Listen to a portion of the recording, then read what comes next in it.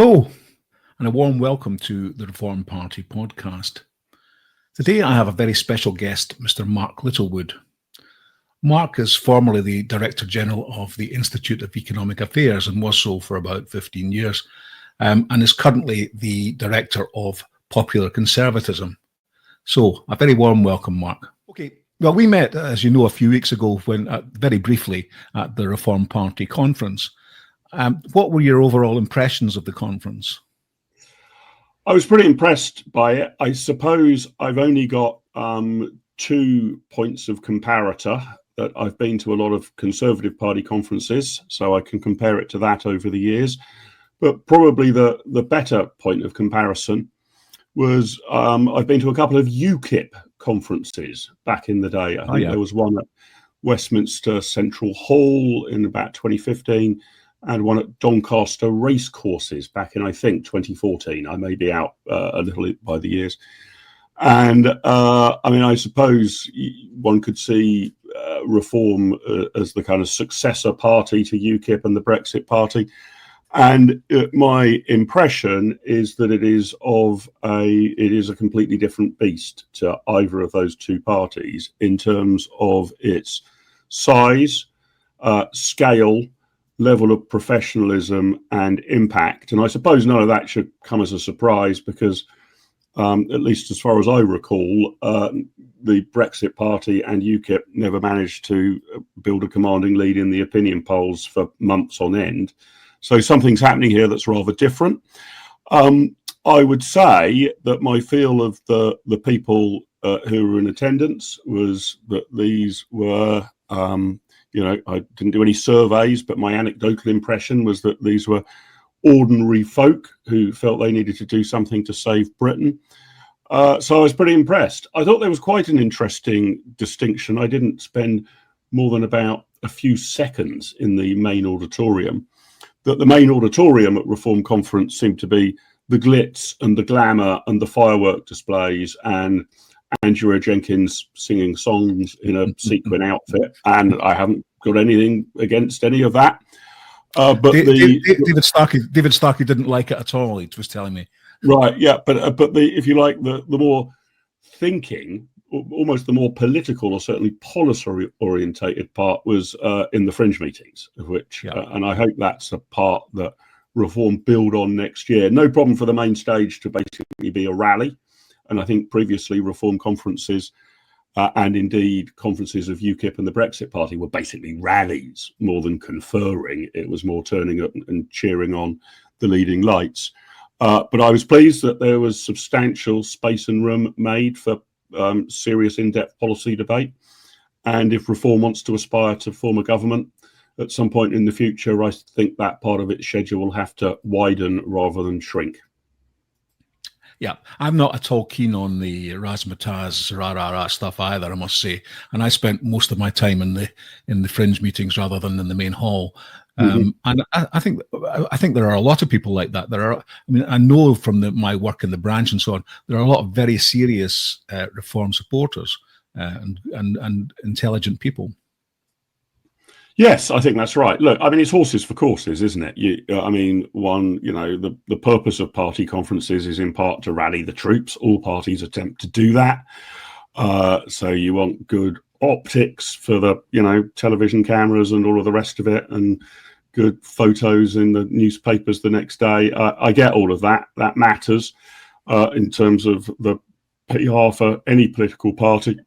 But I think I detect there's an appetite in Reform, not just to campaign, which is obviously the meat and drink of any political party, but to actually work through what needs to be fixed in Britain that goes beyond, let's elect a Reform government and take it from there, to try and work out this side of a general election, what actually needs to be fixed and corrected. And that level of cerebral work, I think, needs to go alongside all of the campaigning and all of the razzmatazz and all of the attention-grabbing stuff, all of which is obviously vital for a political party to win. So I'm not poo-pooing it, rather like you, Ken. It's probably not my cup of char as much as the policy debate, but that matters. But what matters, I think, now for Reform UK the most is mapping out what would it actually do.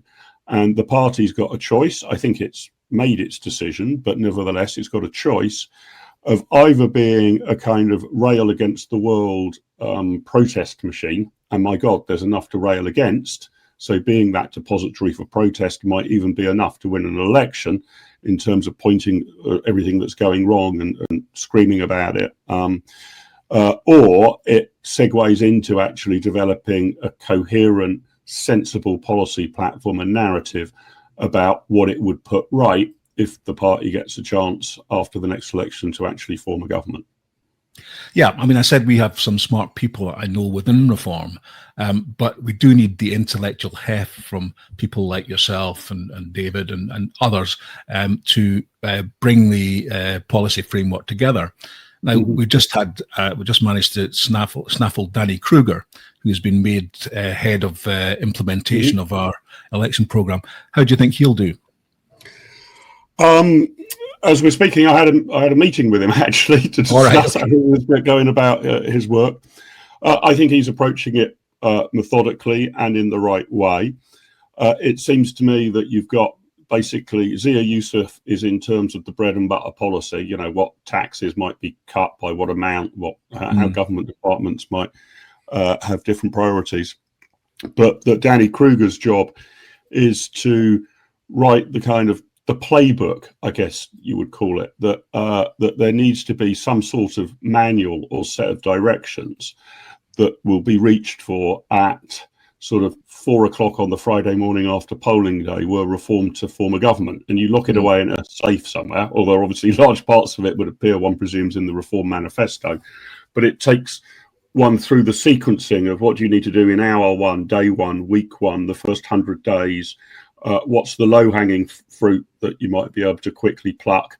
What's the higher-hanging fruit, and how will you get to it? That's an enormous task. And look, it's a completely irrelevant one if Reform don't win the election. But were Reform to form the next government, it's the absolutely vital task. So I hope Danny's a good campaigner and, excellent on the media and all the rest of it, and I'm sure he'll be deployed for that as well.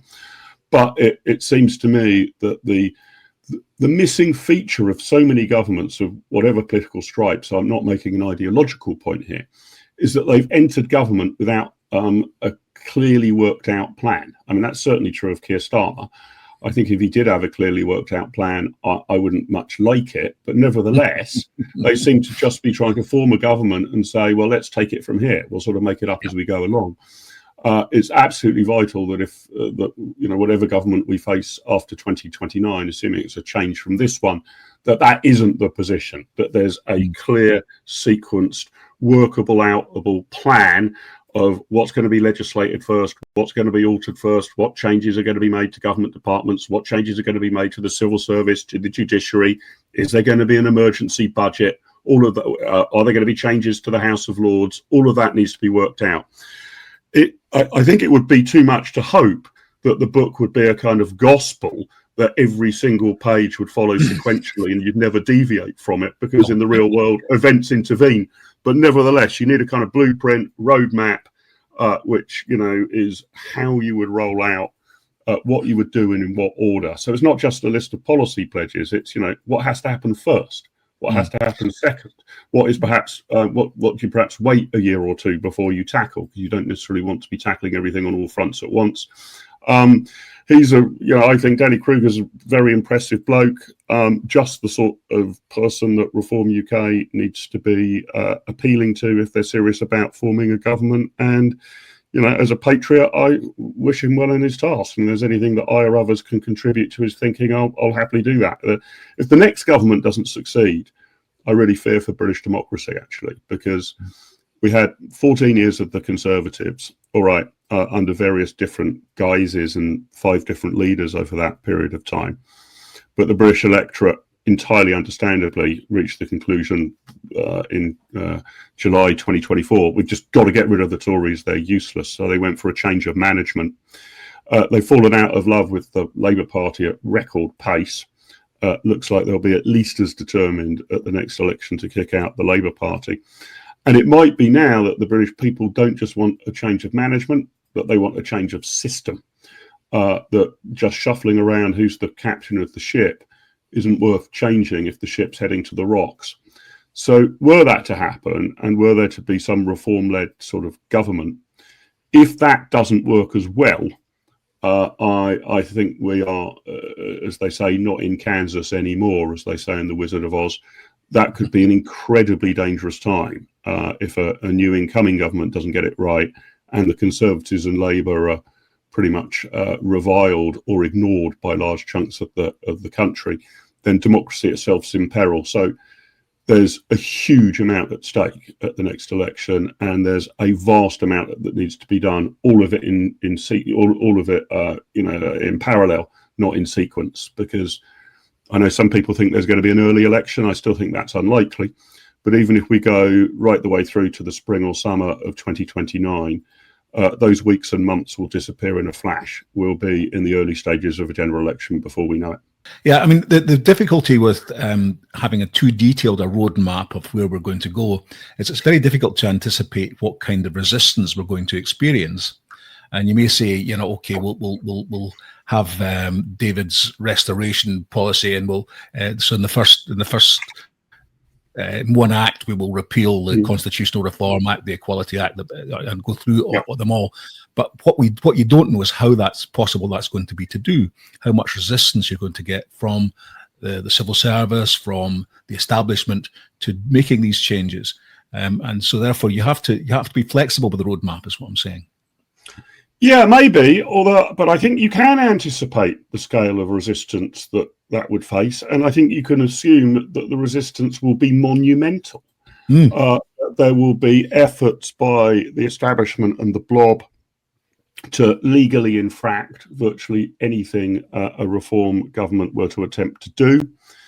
That the civil service will be at best unenthusiastic about the programme of a reform government, and at worst would have individuals within it who would be seeking to completely undermine it. That resistance would be pretty high from the House of Lords, from the Supreme Court. I think that the best working assumption is that resistance from the political establishment will be almost totally universal and enormous, and that the playbook should reflect that, rather than let's get into power and then work out whether we think the House of Lords is likely to be a problem. So, a decision needs to be made. For example, I'm not saying that this is one of the top priorities, but a decision needs to be made on whether a reform government would flood the House of Lords, let's say create 500, 600, 700 new peers almost immediately to reflect the will of the country if reform had won a government, or whether you want to reform the House of Lords, remove a certain chunk. There is a third option, of course. There is a third option. We could get rid of it. Yes, you could. You could. So, I mean, I put that as the most extreme thing you can do within a reform category. So, do you keep the basic structure as it is and put loads of reformers in there, or do you change the structure or get rid of it? Big decision. No obviously right answer. Needs to be gamed, needs to be scenario planned, and I think you're right, Ken, that you can't perfectly anticipate each and every unfolding thing that's going to occur when one's in government. Of course not. The future, making predictions is extremely difficult, especially about the future, as they say. But you can assume the sort of resistance that's likely to be found, and not find yourself a month into government thinking, well, are we going to scrap the House of Lords, or are we going to reform the House of Lords, or are we going to face it down and use the Parliament Act? All of that needs to be red-teamed, stress-tested, long in advance of the formation of a government.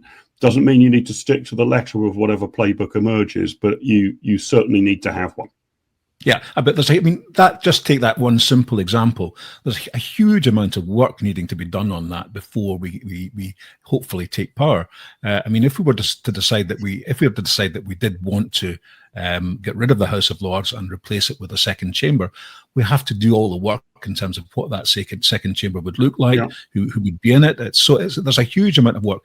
Now, I don't think we should be shying away from that. We should be starting work on that now, in my view. Yeah, I think that's right, and I suppose that the happy news for reform supporters is that you seem to be doing just that, right? policies are being rolled out by Reform. My humble observation would be, I'm not sure they're being stress tested quite enough before they're being put in the public domain. So I think they're being worked out. The sort of the headline grabbing elements of them are being worked out. But I think it might be useful to stress test them a bit more. I'm thinking in particular about the recent policy announcements on ending indefinite leave to remain and who would be able to stay here, and does that include EU citizens of settled status? To my mind, I understand the need for speed, but potentially that came out of the traps a little bit too fast. Could have done with a bit some more stress testing, but that's happening. Policy development is occurring. I think Danny Kruger's unit, department, work stream, whatever you want to call it, is getting underway. But this is the real heavy lifting that most people involved in politics think, quite understandably and not wholly wrongly, in terms of the electoral cycle and who's running for local council seats in our area next May, or who's our mayoral candidate going to be, or when are we going to select a parliamentary candidate, what petitions are we doing around the town, are we going to have a street stall out on Saturday morning? All of that meat and drink, should happen. It's vital for any political party. But it's not sufficient, and it's particularly not sufficient for Reform, a new party, a startup, because it hasn't got a back catalogue of worked out policies to fall back on, or experience of what worked when we last had a Reform government and what didn't. So it's got the kind of attraction of a blank sheet of paper, but that means that there are going to have to be many more quills and many more pens put to work to, if you like, catch up the legacy parties in terms of what an actual Reform manifesto and action plan would look like. Colossal piece of work. There is time to do it.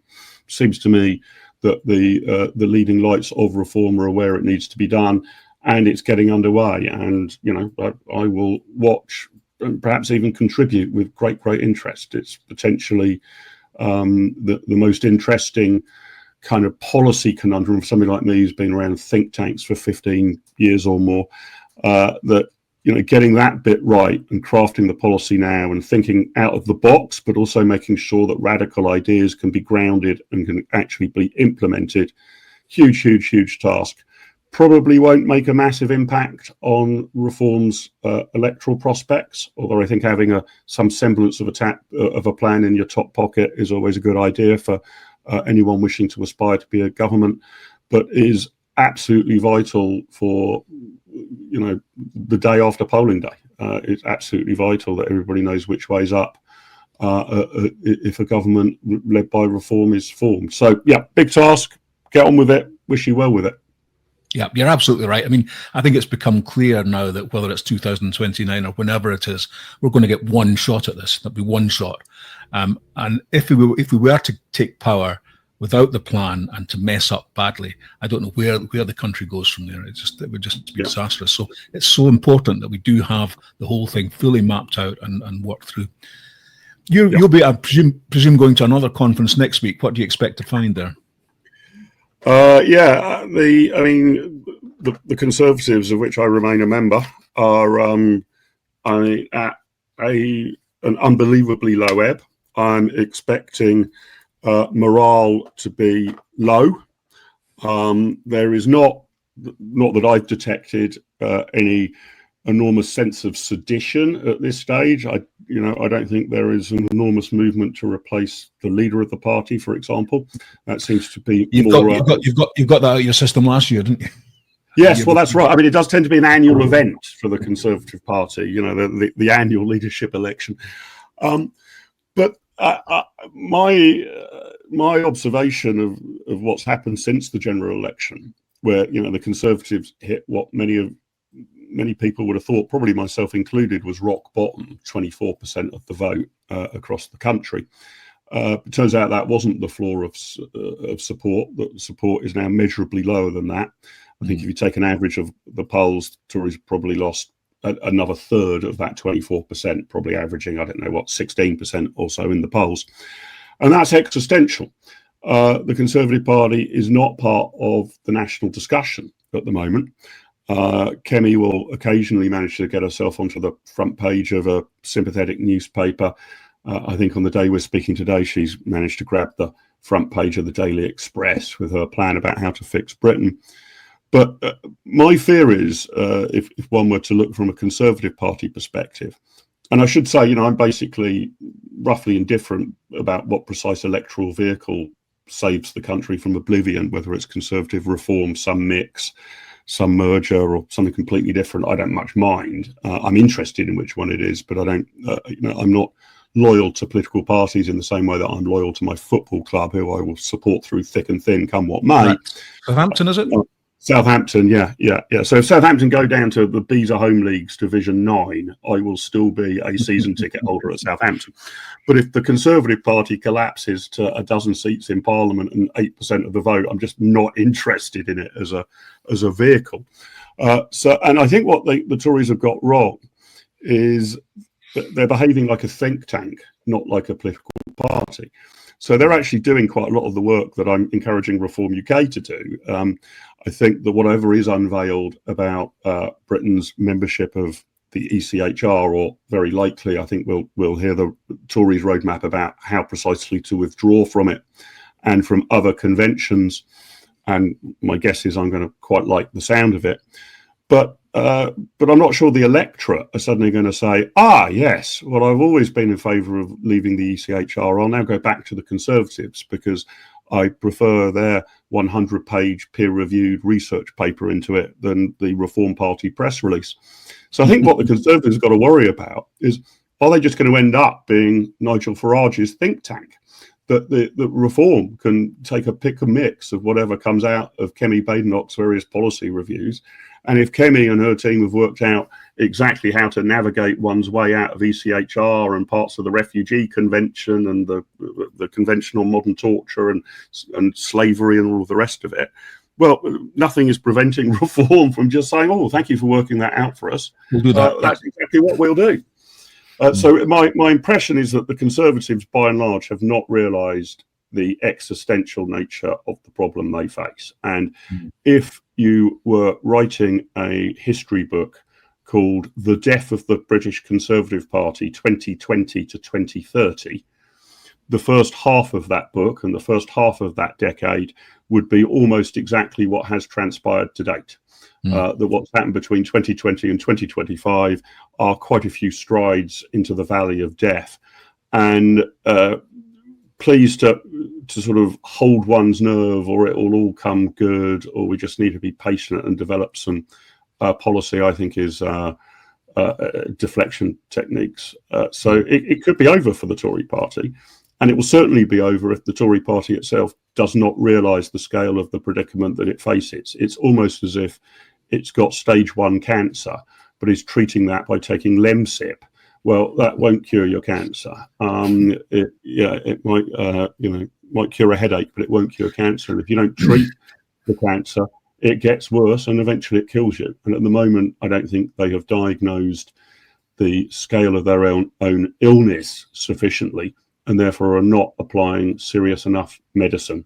They're sort of sitting there hoping, I think, rather than expecting that Farage and Reform will somehow implode, and then people in their wisdom will return to the Tory standard. And I think that's a forlorn hope. And in any event, it's a prayer rather than a strategy. Yeah, absolutely. I mean, it was interesting that at the Labour conference this week, the Conservatives were notable by the complete absence of anybody even mentioning them. I don't think and that must hurt. I think that's almost even worse in politics than being attacked, isn't it? If you're ignored. Yeah, I think that is right. And although I think actually Labour has made a major comms error in making Nigel Farage the centrepiece of their own conference. I mean, Nigel and the Reform press office must be punching the air with delight about the amount of coverage that they've received from this, and I think it has backfired on Labour. We'll wait to see the next round of polls. It is, they are at least right that the Conservative Party is for now an irrelevance. It is the parliamentary opposition, so in Parliament they will be more concerned about what Conservatives are likely to say, because it's the Conservatives, not Reform, who are at the dispatch box and who are more numerous than Reform on the floor of the House of Commons, and therefore more numerous in select committees and all of that sort of stuff. So the parliamentary opposition to the government on a day-to-day basis, such as it is largely being provided by the Conservative Party. That's not to suggest that the Reform MPs are making a bad fist of it, just that they're not very numerous. But out in the country, I mean, it's starting to look like it's a Reform versus Labour battle, isn't it? Or perhaps even Labour are dying. I mean, one of the jokes I have with people when they sort of say, oh, we're in a multi-party system now, is to say, no, actually, we're in a two-party system. We're still in a two-party system. It's just the two parties are Reform and the Liberal Democrats, rather than Labour and Conservative. Both of the two main parties are falling away. So, yeah, the Conservatives' big problem is they are being ignored, and they shouldn't accept that sitting down, if you know what I mean. There's no easy solution to that, but they've got to channel some of the sort of things that Farage himself would have been doing when he was ignored, or when the Brexit Party or its predecessor parties were, only polling a few points in the polls. You need to do things that catch attention, capture public imagination, and are appealing to the next slice of voters that you're hoping to pull over to your side of the ledger. But I haven't seen much of that. And I don't think that is a strategic insight shared by the leadership of the Conservative Party at the moment, who seem to think that if you get enough detailed policies right enough, then the Tories will be forgiven for their showing in office, particularly the last couple of years of it, and people will naturally swing back. But I think politics is no longer in the predictable swinging pendulum phase that we would have been used to for most of our lives. Quite the opposite. It's fragmented, it's changed. We're experiencing quite a big realignment, and the Tories have, sometimes Tory MPs are fond of saying, well, we have no right to exist. And I don't like that expression. They do have a right to exist. Every political party has a right to exist. There are, I think, more than 400 political parties registered with the Electoral Commission. They all have a right to exist. But you don't have a right to be taken seriously, and you don't have a right to expect to win. And the Conservatives, I think, are failing really on both those counts at the moment. Well, I don't know if it'll be any comfort to you, but my impression, more locally actually than nationally, is that although the Conservatives are clearly at a very low ebb, and I mean, I've never been a Conservative, so it's of no interest to me, but I do think that the membership seem to be stickier than you might have expected. In other words, that it's people I've spoken to locally saying, reform. Oh well, no, I'm a Conservative. I've always been a Conservative, and I suppose this must be something that 100-year-old party gives you. It's kind of hard to give up. Yeah, and that seems. I'm sure that's right. I mean, the Conservative Party will not cease to exist. It will continue to exist. It will continue to fight elections. So there's no doubt about that. The question is if what befalls it is a bit like the fall of the Liberal Party about 100 years ago, that it moves to having a relatively small handful of seats that might be of interest if there is the arithmetical fluke of a hung parliament, but it retreats to its last remaining heartlands. In the case of the Liberal Party, that was basically the Celtic fringes. Yep. In the case of the Conservative Party, I guess it would probably be the leafy shires to the west of London, the Berkshires, the Surreys, perhaps North Hampshire, that sort of area. But you're right, but there are people who have been, there are lots of people who have been members of the Tory party for more than half a century. No one has been member of the Reform Party for more than a few years because it didn't exist more than a few years ago. And that does bring with it a certain stability and a certain continuity, and defecting from a party that you've been involved in your whole adult lifetime, or most of it, is a bigger move. Especially when you met your wife or husband there. Exactly that. So, it is potentially a very strong social network. It's not just a question of electoral tactics or even ideology. For the 130,000 Conservatives that are left, a good number of them, this is their meat and drink. This is their social network. This is how they've met their spouse, a good number of their friends. And turning their back on that would be a very, very big step. So, yeah, the Conservative Party will not, when I actually say that the issue is existential, I don't actually think the Conservative Party will ever cease to exist. Just the question is, which goes back to your point about being ignored by the Labour government, whether it starts to exist in much the same way that the sort of Liberal Democrats or the Greens do, that you expect them to be there. You typically find them on the ballot paper, but you don't really credit them with a snowball in hell's chance of winning. And that's essentially what happened to the Liberal Party 100 years ago. It's not a certainty that will happen to the Conservative Party, far from a certainty.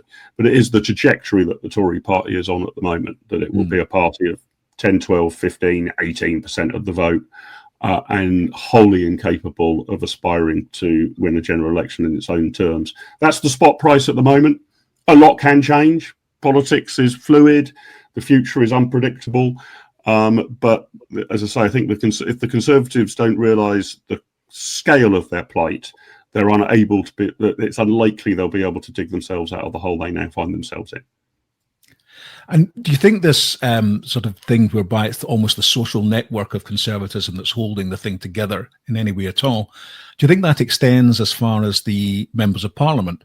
Because although we've had some interesting defections from the Tory party, there are a number of people still, I'm thinking people like David Frost and Jacob Rees-Mogg and one or two others, who you must think, if they're looking at it from a purely rational point of view, they should be jumping ship now, because the window for reform won't stay open forever, and so therefore, why are they still sticking? Well, I mean, I think a lot of it is, I think for any Conservative who's pondering it, it's clearly only a move you can make once. Right? Yes, changing political parties. Changing political parties is not like trading shares between Coca-Cola and Pepsi-Cola that you can switch back and forth every day if you want, or moving your money from sterling into dollars or vice versa. So if you make that move, you make it basically once, and you are definitely deserting a lot of people that you've gone shoulder to shoulder into the jungle with. You're turning those people not just, potentially into enemies rather than being close friends. And look, I can't speak for either Jacob or David, although I know them both and admire them both. I don't know what exactly would be going through their minds, but I could surmise that there's also on the other side of the ledger, even if I'm despairing about the Conservatives, do I think reform is up to it, or there are a whole load of question marks when it comes to reform? Is it really able to form a government? Is it serious enough about policy thinking? Is it just riding a bit of a wave at the moment because you've got the unusual circumstances of both Conservative and Labour being popular? And will it, go back down to 15 or 20% of the vote? Those will be all the questions that I think would typically cross the mind of someone who might be considering moving from the Conservatives to reform. And you probably want there to be a very definitive, long-term, proven yes to all of those before you make the jump, because it's a one-shot game, as I say. Yeah, okay. That's. I mean, I do see that, but it still mystifies me sometimes when I look at it, because I mean, you say, okay, they're not sure if reform have got the capability, the intellectual capacity, the experience, and so on, but that's what these people could give us. And, I think if they're serious about saving their country, surely they should be moving. Yeah, I think that there's a compelling argument for that, isn't there? And, although people would say it's bandwagon jumping, I mean, the mere fact that reform is at whatever it's at, 32% in the polls, and the Conservatives are at 17%, would simply indicate that, well, if that's the way the cookie's going to crumble, why not get onto the right side of that? I mean, I think there's also an issue for reform here about what approach they would like to take to those who are in the Conservative Party, but certainly sympathetic to reform's platform. I mean, it does strike me at the moment, and not a problem that Nigel Farage needs to address this week or this month, but it's difficult to sketch out what a Reform UK cabinet would look like at the moment, right? I mean, you presume that Farage is obviously going to be Prime Minister, Tice Chancellor of the Exchequer, I suppose. And after that, I've run out of names. Who's the Transport Secretary going to be? Who's the Health Secretary going to be? Who's the Education Secretary going to be? Who's the DCMS Secretary going to be? Who's the Environment Secretary going to be? Who's going to be the Junior Minister for Aviation in the Transport Department? Who would be the head of the reform contingent in the House of Lords if there is one? So it goes on. So the bit that reform are missing, and there's no easy way for them to magic this up, is if you imagine that kind of what you need to win an election and form a government is a kind of pyramid structure. So you need a credible person right at the top of the pyramid who's your leader and prime minister. Well, I guess Nigel Farage quite comfortably ticks that box. At the kind of bottom of the pyramid, you need 250,000 members and loads of people knocking on doors and branch chairmen organising events. And just above that, you've got a whole squadron of local councillors. And then just above that, you need to field 650 candidates or whatever it is in a general election. But the bit that's missing and is quite hard to build from scratch, because if you've got Farage and you've built the rest of it, is, you know, who are the 100 people who are going to be cabinet ministers or junior ministers in a reform government? And it seems to me objectively that if I was reform, I'd be looking at quite a few Conservatives thinking, well, that Conservative could clearly be a cabinet minister in a reform government or a junior minister or play some big role. And I'd be trying to poach those. And I'm not quite sure what reform's rules are about who they want to defect from the Conservative Party and who they don't. Well, we have, I believe, a defection team. So when somebody applies to defect, what we look at them and we examine their voting record, their background, and we look at it from the point of view of whether or not they're trying to join in order for their own purposes or in order to help reform in the country. And if the answer is the latter, then we accept them. If the answer is the former, then probably we don't. Now, I mean, I would almost, I think, encourage it just to be a bit more public than that. I mean, I can understand you want to vet people as well. You want to make sure that they're not up to their necks in anything untoward. That seems fair enough, but is a non-ideological point. But, you know, is it okay? I presume it is, because Jake Berry has joined Reform, to have been in favour of Remain in the 2016 referendum. Well, I have to say, Jake Berry was one that did cause a bit of consternation among members generally, because you looked at his voting record, it wasn't impeccable by any means, and I was a bit queasy about him, I have to say. But having said that, I've now seen him a couple of times on podcasts and interviews and so on, and he says, "I've changed my mind. I no longer believe that." And people have to be allowed the opportunity to change their minds if they want to. Yeah, no, I agree with all of that. I just think that my advice to Reform would be to set it out in clearer terms. I'm not suggesting that Reform shouldn't let in people who voted Remain. I mean, Charlie Mullins, who's a big drumbeater for Reform now, he was an armed Remainer. I just think it would be. I would have thought it would be better just to have a public checklist that, you know, you need to fulfil all 6 of these criteria, or you need to fulfil 8 of these 10 criteria. Quite apart from any like personal vetting about people's business affairs or you know, previous criminal history or whatever. Because that's a bit messy at the moment, you know, and then I hear some people saying, "Oh, we couldn't possibly have this person because of their specific record in government about such and such." Well, you know, Jake Berry, who I'm fond of, I don't know at all well, but I would consider to be a good recruit to Reform actually. But you know, if he gets in, it's not obvious to me that there's very many Conservative MPs who would not qualify. Well, I mean, again, the recent defections, the other one that's caused a fair bit of consternation was Nadine Dorries, who had just finished writing the Digital Act. And, you know, so that wasn't particularly popular. But having said that, I think we have to allow the membership have to allow the leadership a bit of leeway, because, as you say, we do need people with cabinet experience and so on. So, and this comes to the crucial when you're looking at selecting candidates for government from the branches, and I think the branches do have to cut the leadership a bit of slack so that they can say, you know, all right, we don't want, you know, umpteen Tories parachuted into seats all around the country. But if you're saying that we need this person, we need Danny Kruger's MP anyway, but if you came along with somebody like Danny Kruger and said, we need this person because we need him to be Environment Secretary or whatever it is, so therefore if that's the reason we're pulling rank and we're going to, he's going to be put forward for a safe seat, I don't think the membership would object. Yeah, well, you'd be a better judge of that than I would, I guess, Ken. But I would suspect no, they wouldn't.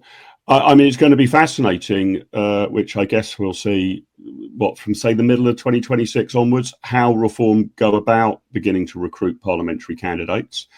There's quite a lot of geographical issues to overcome. So one senior reformer put it to me that, a very large base of Reform talent, if you like, a good chunk of people who you might assume would make good Reform MPs are living and working in London, but there aren't too many seats, at least in inner London, that you would put down as nailed on Reform gains. Whereas if you were to look at, say, Lincolnshire, for sake of argument, you could potentially imagine every single seat falling to Reform in Lincolnshire. So it's quite a conundrum. I guess you just got to get the balance right between whether you're trying to put up, local candidates who know the local area, know the neck of the woods like the back of their hand, know every pub landlord in town, have been members of the local Rotary Club for 25 years, members of the Royal British Legion, have had their kids going to school there, etc.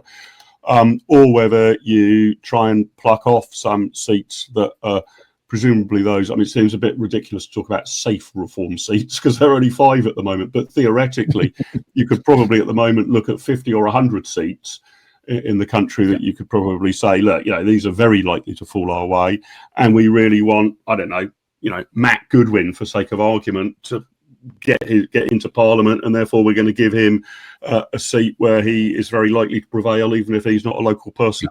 Getting that balance right and making sure that the Reform leadership and the grassroots are simpatico, or, if you like, agree with your approach that there might be instances where the leadership needs to get its own way, seems to me an important thing to get right in 2026, because you need a mixture of people who really do understand and represent their local areas. But if you are aspiring to win the election, something north of 100 people are going to have to be appointed to ministerial office within 2 days of that election. Yeah, okay, but and I hear all that. The only thing I would say is that I'm perhaps again a little bit ahead of this because I see the quality of the people on the ground that are coming for reform. We in the world we've got 50 odd councillors selected so far, and I look at half of them, and all many of these could easily be general election candidates, and frankly, they would do a better job because they're not PPE at Oxford and worked as a SPAD for 5 years. They are real people with real world experience and talent. And so we need to make sure that we don't shut them out, that we allow them a route to move forward. Sure, that's got to be the bulk of the slate. There's no doubt about it.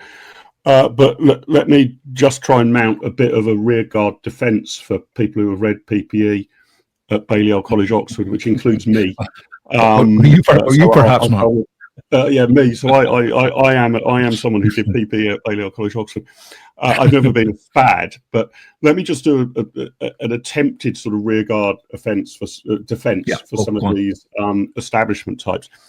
This is all good and grand, and I think should be probably the bulk of the slate that Reform puts forward to the electorate.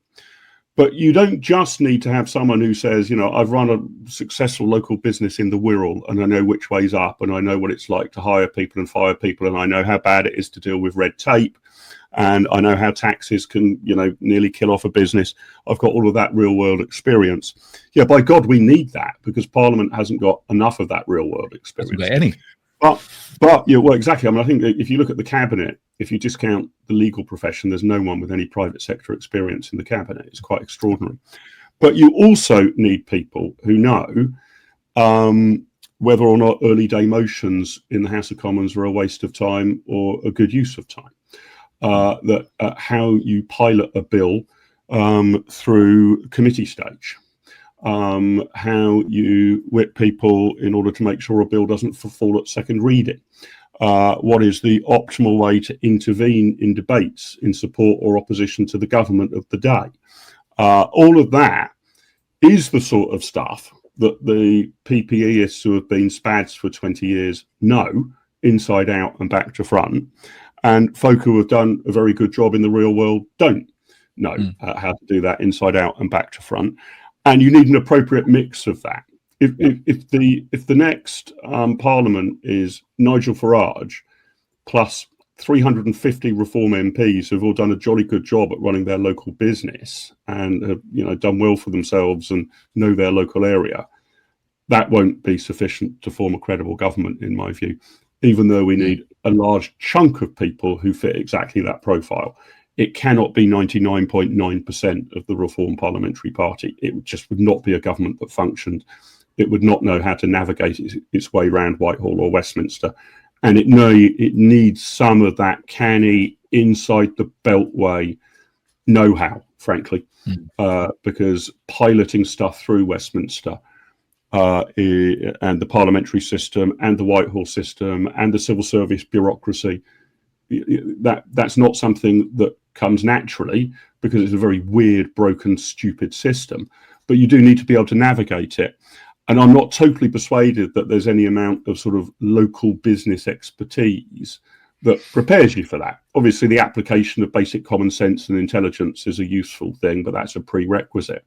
Some particular knowledge. I mean, I can remember looking back to just after the general election, and this might sound like a rather prosaic or trivial point, but when Reform got 5 MPs in, and Farage and the others did a sort of video, but it was them sort of, the other 4 turning up outside sort of saying, well, thank God we've got Lee Anderson, because he can sort of show us around and tell us where the toilets are and where we're supposed to put our bags. And it was Farage saying this in a fairly, which seats are we supposed to sit on?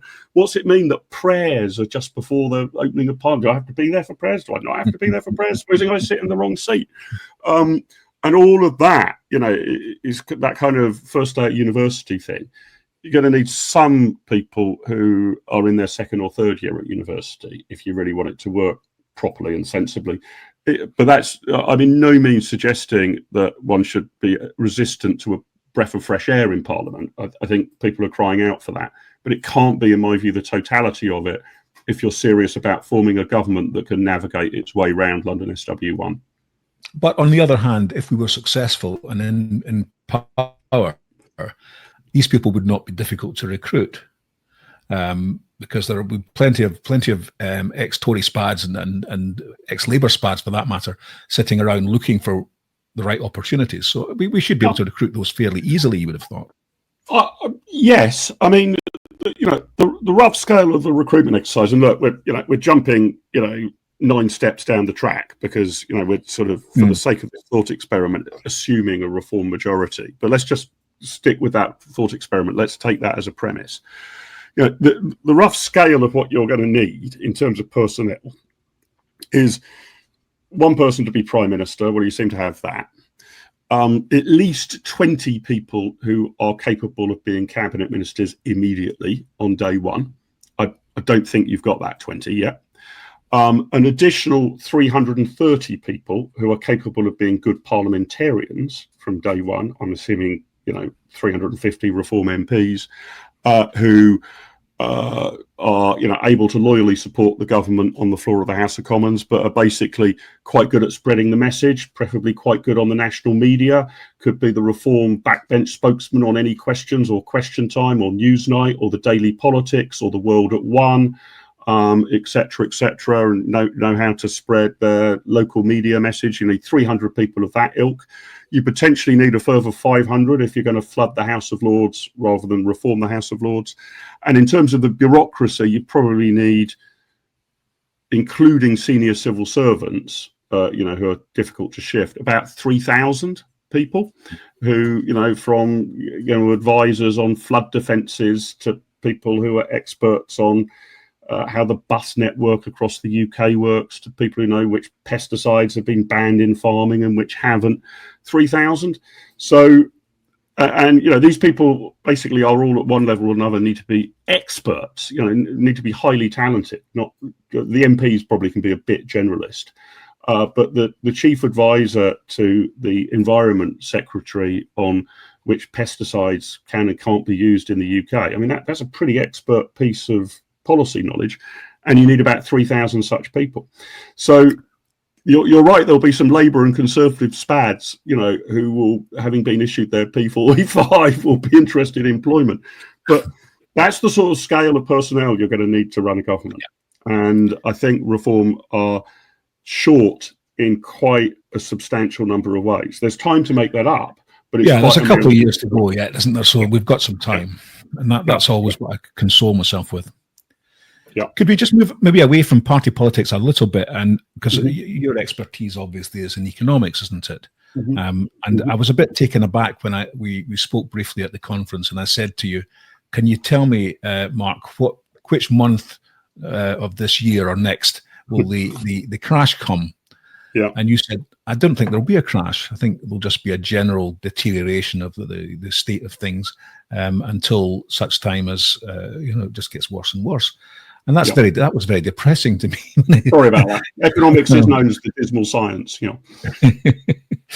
But I was looking at, I had another look at the figures, and when you look at the figures, and starkly, with £3 trillion worth of debt, we have £112 billion worth of interest that we're paying each year on that debt.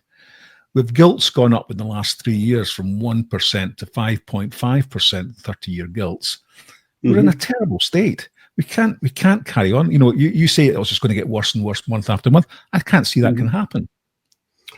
Well, you might be right, and it's the nature of, if you like, one-off apocalyptic economic inflection points is that they're rarely spotted in advance, right? There was virtually no one who said a week before the banking crash, guess what? There's going to be a banking crash. There was virtually no one actually at the time. It was pointless me asking you then, was it? No, well, I mean, it was pointless me asking you. Yeah. I mean, I think I think anyone who says, I think if anyone had answered your question by saying, well, actually, the answer is March the 16th, 2027. That is when the economic crash is going to happen. Take that with several buckets of salt, right? Because most economic forecasts are worthless, really. They're guesstimates. So I don't think there's my point in my answer to you, Ken, at Reform Conference was that I don't think I can put a particular month in which we suddenly run out of money. It doesn't quite happen that way, right? So it doesn't quite happen that way. I mean, a number of things could occur, which I think would count as an economic crash. It could be that there's a run on sterling, and sterling collapses, and therefore inflation goes through the roof. And therefore interest rates have to go through the roof, and therefore gilts will go through the roof.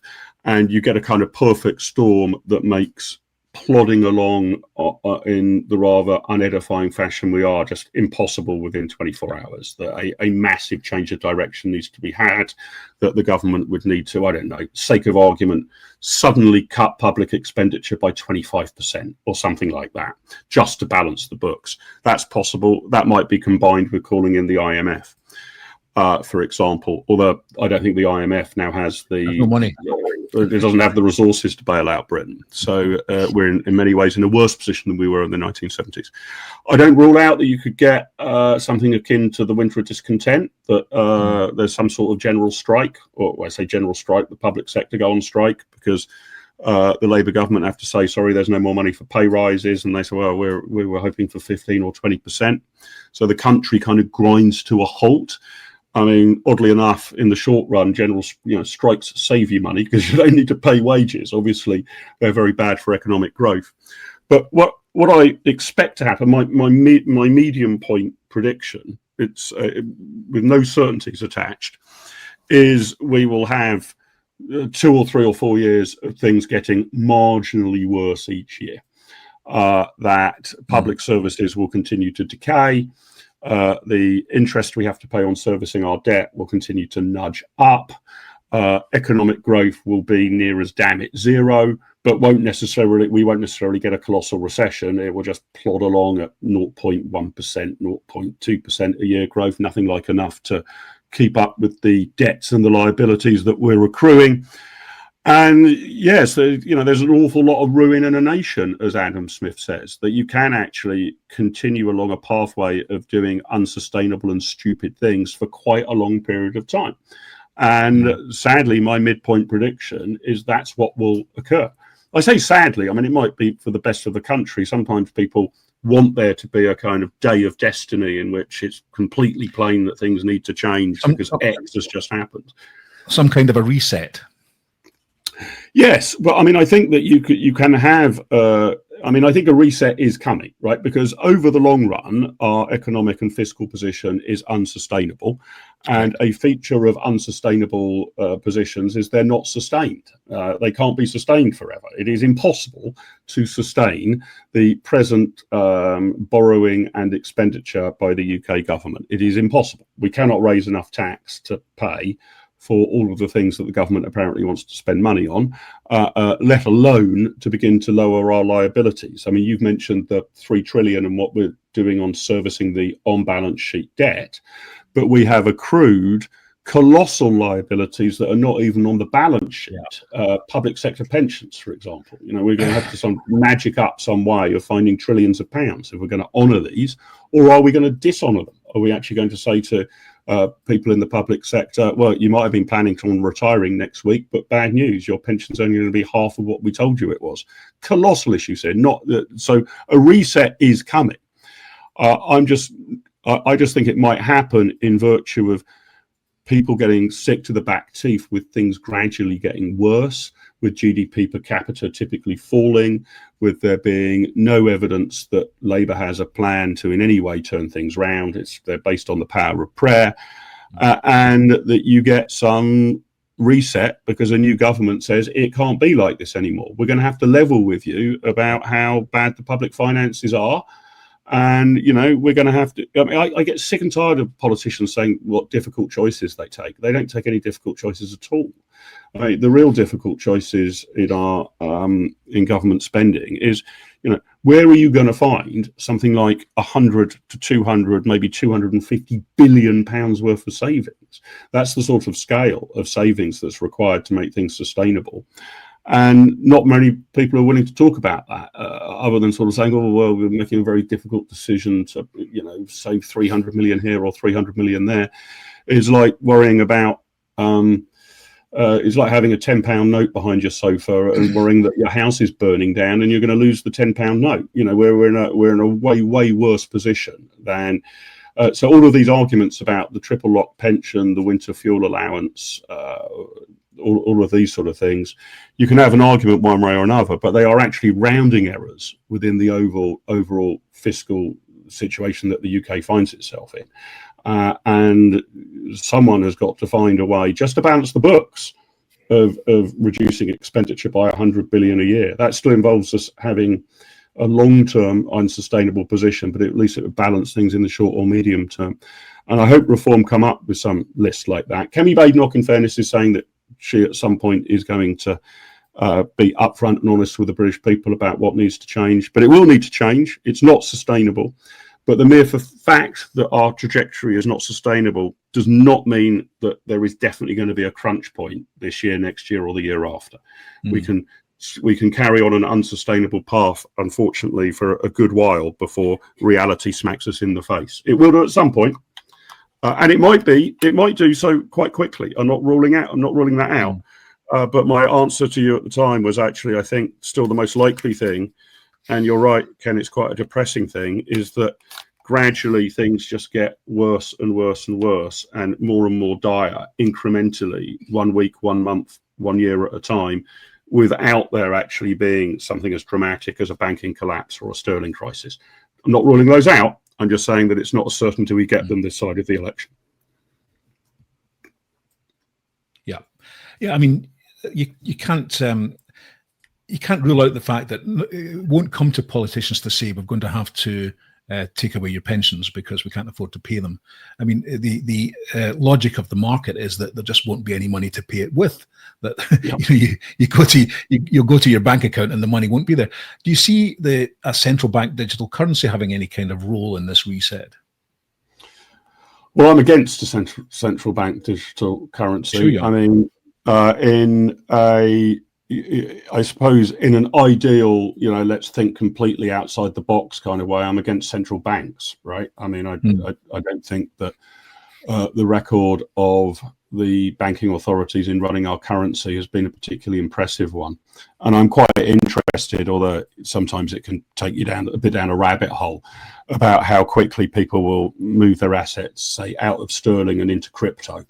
And, we'll all have Bitcoin accounts that people can't access, and if you like, fiat currency, state issued currency starts to become a bit of an irrelevance, that we'd all need to hold a bit of it because it's how you transact each day, but you wouldn't really have your savings in sterling. You'd have your savings, I mean, increasingly happens now, people have their savings in equities. We just measure it in savings. So I don't know on a central bank digital currency. I fear it, not so much for financial or monetarist reasons, but as much for state control reasons. I think you're 2 steps away from social credit being a system then that the government, a mixture of digital ID cards, central bank digital currencies, and you've opened the doorway to, if you haven't done your daily exercise, you don't get your you don't get your pay this week. If you haven't finished your vegetables, you don't get your payment. I mean, I'm exaggerating for effect, but you're opening the floodgates to that sort of relationship between state power and individual citizens, which I would like us to resist. Yeah, I'm with you entirely. It was interesting that Starmer raised the digital ID card just a few days before the Labour conference, and I'm not sure that was very smart either. I'm unbelievably unsmart. I mean, and completely. I mean, I was very involved in the campaign to stop ID cards about 20 years ago. I set up No to ID. And I always put this prominently on my CV because it's a very rare example of a campaign I was involved in that was successful. It defeated ID cards, but we're going to have to do all of that again. Nobody's yet explained to me in any remotely coherent way what the problem is that digital ID cards would solve, or why they are the principal solution to the problem. We need to improve the present ID systems that we have, but our problem's not with regard to, let's say, asylum hotels or illegal working, that border force are storming into an asylum hotel and can't distinguish between who's supposed to be here and who isn't, or that some employer can't distinguish between whether they're employing dodgy labour or legitimate labour. So you just got to if you can't make the national insurance card system, the national health service number system robust, what chance has the state got of making a national identity register robust? Virtually zero, I would argue. Okay, well, look, I've enjoyed the chat. Thanks very much indeed for your time. I've got one final thought experiment for you before you go. You've joined the Labour Party, and you've been promoted rapidly, and you find yourself in Chancellor of the Exchequer, about to do a budget in November. Is there anything that you can do that would turn things around to get some growth? Yeah, I mean, I think that growth is probably one further step away. The first thing you've got to do is to show some fiscal responsibility, right? Because that will then put you in a position in which you can potentially go for growth. So I would still, if I was in that unenviable position of suddenly replacing Rachel Reeves tomorrow, I would still be vigorously looking at any areas of government expenditure that can be reduced, preferably rather uncontroversial ones. They decided to go for welfare reductions, and this caused a big political backlash, whatever you think of the sense of those policies or not. So I would definitely be looking to try and find a number of billions of pounds in savings. And you might need to do some tough stuff on pay provisions, or a freeze on civil service hiring, that sort of thing. Try and bank as much as you can without your backbenchers becoming a complete rabble against you. The other thing, which I'm disappointed with the Labour government from top to toe. Unsurprisingly, I didn't expect I'd like anything of what it was going to do. But there were a couple of areas where I actually wondered whether Labour might have the bravery, the political acumen, and the ideological drive to go for a few areas that the Conservatives didn't. And I'd say that's especially around planning reform, that it is nearly impossible to build anything in Britain. It is ludicrous, and not just housing, sort of any infrastructure projects. I mean, I don't know if Heathrow Airport ever will be expanded, but I'd be, if I do see it in my lifetime, I will only see it at the tail end of my lifetime, being a very old man. This is absolutely absurd. And so if you really do want to get things moving, whether certainly around planning, but in other areas too, you could substantially deregulate, would be something that I would encourage the Chancellor of Exchequer to look at. I certainly would look at that. And deregulation doesn't get you growth immediately. If we relax and liberalise our planning laws and make it much easier to build houses and factories and cinemas and casinos and airports and railway stations, you won't suddenly get the benefit of that within a week, but you will within a year or so. And oftentimes, I think that we look at the growth equation just being in terms of tax and spend, and a lot of it is that. Taxes going up are generally bad for growth because the private sector is more efficient at allocating resources than the public sector. So if we could reduce taxes, that would help. But if you're going to take the present public sector spending envelope more or less as a given, it's quite difficult to lower taxes meaningfully. You might want to sort out and simplify them. So go for some deregulation, certainly around planning, maybe around financial services as well, where we've basically sought to remove risk from our financial services industry, which is ludicrous because the financial services industry is entirely predicated on the handling of risk. If there is no risk, you don't need a financial services industry. I start to explore some of those, but planning, relaxing planning and allowing building as a default, which probably means running a coach and horses through the Town and Country Planning Act of 1947, was it? That might just give you some growth. I think even if I was in that unenviable, horrible situation of being parachuted into number 11 Downing Street now and making the best of it, the sort of fist that I could make of it would be pretty marginal. It might stop things getting worse, but I don't think it would do a great deal to make things enormously better, in large part because of the ideological restrictions that the Labour MPs will place around any of the medicine that I think you and I know Britain needs to swallow, but the Labour Party is completely unwilling to deliver. Yeah. I mean, do you think there's any possibility that you could do something? Because what you've said is fine and, all good things, but it's not going to get any growth next year, is it? Relaxing planning. So is there anything that you could do suddenly, for example, and it's something that actually Rachel Reeves might have a better chance of doing than you, but could you take the kind of reforms that Liz Truss was talking about doing when she was briefly in power? And so you look at the sort of reverse Laffer curve where you cut tax rates in order to get more taxation. And and how do you think the bond markets would look if you tried to do that? Yeah, I mean, sort of once bitten, twice shy after the Truss episode, right? Although I think that the crash was more down to the behaviour of the Bank of England than it was to do with Kwarteng and Truss's mini budget. You could do that you could deploy Laffer curve arguments, and actually, I wish that Liz had done so at the time of her mini budget with the controversial step of reducing the top rate of income tax from 45 to 40p. I think that you could do that and say, we're going to do this for a year, and then we're going to look at what revenue has come in. And if the revenue that's come in is way below expectations, well, maybe 45p was the peak of the Laffer curve and we've gone too far down the other side. If, however, money starts pouring in and we're clawing in more from high earners, we might yet go further and cut the top rates down to 38p, 37p, 36p. I know Art Laffer himself thinks on income, anything over 38% is almost certainly on the wrong side of the Laffer curve. So you could do that for the top rate of tax. You could certainly do that for corporation tax, right? That you could say on corporation tax, which is a politically popular tax because it appears to be a tax on profits of big companies. Of course, you can't, in the real world, the only thing you can tax is human beings, right? So if you're taxing a company, it's all being passed down to the shareholders or people who got their pension invested in it, all the workers or the customers. But it does seem that our corporation tax going up has been alongside corporation tax receipts being highly disappointing. But could Rachel Reeves really stand up in front of those, with those 400 or so Labour MPs behind her and say, my great recipe for growth is for the next 2 years, I'm going to cut corporation tax to 15% from its present level. And I'm going to hope that both brings in me a similar level of revenue, but also encourages entrepreneurialism. She could stand up and say that, and she would probably be right, in my view. It would be a bold move, but not a reckless move. But she ain't going to stand up and say it because the Labour Party won't let her do so. And I think you were impersonating her in the thought bubble, so I thought you might.